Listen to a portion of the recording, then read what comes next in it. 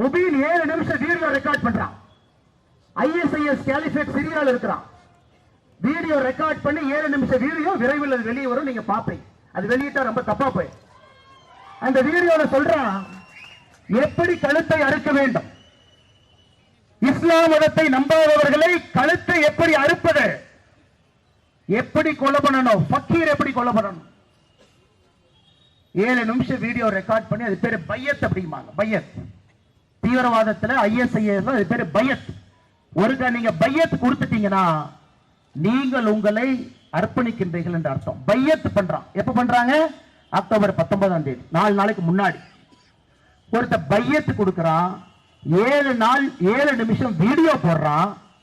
வீட்டுல பேப்பர்ல டார்கெட் 7 டார்கெட்டை எழுதுறான். முதல் டார்கெட் ஆபரேஷனை காலையில 10:30 மணிக்கு பண்றதுக்காக 3 மணிக்கு வண்டி எடுத்துட்டு வர்றான். அக்டோபர் 29ஆம் தேதி உங்களுடைய போலீஸ் கமிஷனர் அலுவலகத்தை தகர்ப்பதற்கு 2வது உமர் ஃபரூக் குன்னூர்ல ஒளிஞ்சிருக்கான். ஆனா எங்க காவல்துறை நல்லா வேலை பார்க்கறீங்க சார், நல்லா வேலை பார்க்கறீங்க, நல்லா பார்க்கறீங்க. வயிறறிந்த முன்னாள் காவல்துறை அதே காக்கியை போட்ட கம்பீரத்தோடு நான் பேசுகின்றேன். இத்தனை நாட்களாக மரியாதையோடு, எப்பவுமே காவல்துறை என்றால் மரியாதை. நீங்க எப்படி லைட்டா அப்படி டீல் பண்ணீங்க? அது ஒண்ணு இல்ல, அப்படி ஒரு குண்டு வீட்டுக்குள்ள பார்லஸ் குண்டு உருண்டுகிட்டு இருந்துச்சு. அந்த பிஜேபி காரனுக்கு வானத்திய கணக்கில் எங்க வேலை இல்ல, சும்மா அந்த மைக்க பார்த்தா ஏதாச்சும் பேசுவாங்க. இது தீவிரவாத தாக்குதலே இல்லை. இன்னைக்கு வரைக்கும் இந்த கேஸ்ல தேசிய புலனாய்வு ஆணையம் 18 பேர்த்த கைது பண்ணிருக்காங்க. 18 பேர், ஒருத்தர் 2 பேர் இல்லைங்க, 4 சார்ஜ் ஷீட் போட்டிருக்காங்க.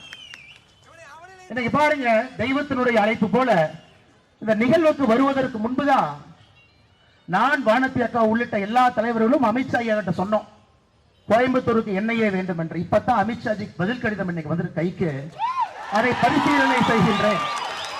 கோயம்புத்தூருக்கு NIA கொண்டு வருவதற்கு மத்திய அரசு பரிசீலனை செய்யும் என்று பதில் கடிதம் போட்டிருக்காங்க. NIA வரட்டுங்க பார்க்கலாம். வேலை இல்லாம இங்க எல்லா இந்து இயக்கங்கள் தலைவர்கள் எல்லாம் மேடையில உட்கார்ந்து மாசத்துக்கு ஒரு போராட்டம், போராட்டத்துக்கு கைது.